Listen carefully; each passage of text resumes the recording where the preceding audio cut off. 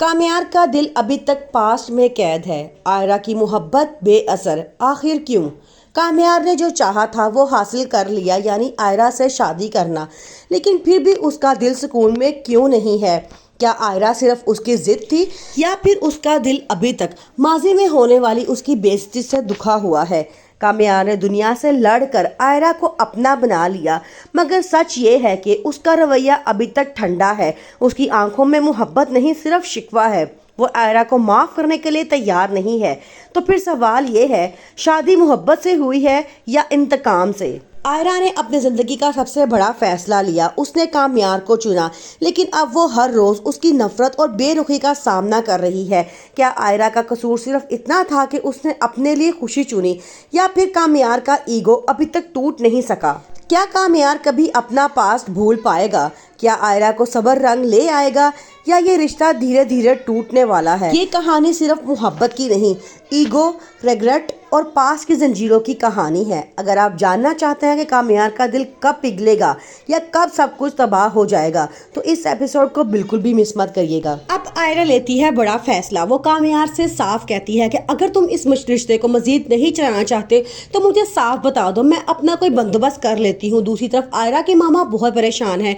वो उसके पापा को बार बार मनाने की कोशिश करती हैं कि मुझे आयरा बहुत परेशान लग रही है, हम उसके माँ बाप हैं, हम उसे इस तरह अकेला नहीं छोड़ सकते। जबकि उसके पापा का कहना ये होता है कि बाज़ औलादें ऐसे जख्म की तरह होती हैं जो हमारे जिस्म पे तो मौजूद होती हैं, लेकिन हम उनका कोई हल या इलाज नहीं कर सकते। आयरा अपने दोस्त से कहती है, कामयार मुझे माफ़ करना चाहता है, वो मेरे साथ रहना चाहता है, लेकिन मुझे माफ़ नहीं कर सकता और ना ही वो मेरे साथ रह सकता है। वो अजीब सी उलझन में फंसा है, उसे समझ नहीं आता। वो अपने आप से नाराज़ हुआ है और उसको मनाने में काफ़ी अरसा लग जाएगा। मैं समझती हूँ शायद अब हमें चुप करके अलग हो जाना चाहिए। आयरा का कहना होता है कि मैंने उस वक्त उसे पाने की तमन्ना की और उसे उस वक्त हासिल किया जब वो पूरी तरह से मेरे हाथ से निकल चुका था। एक इंसान जिस पे मैंने भरोसा नहीं किया, उस पर पूरा इल्ज़ाम लगाया, पूरी दुनिया के सामने उसको ठुकरा दिया, उसकी मोहब्बत को ठुकरा दिया। वो इंसान पूरी तरह से टूट चुका है और अब वो अपने आप से भी नाराज़ है और अपने आप से बदला ले रहा है। वो कामयार से मुझ जैसी लड़की से मोहब्बत ही क्यों की? रिश्ते को मज़ीद नहीं चलाना चाहते तो मुझे साफ बता दो, मैं अपना कोई बंदोबस्त कर लेती हूँ।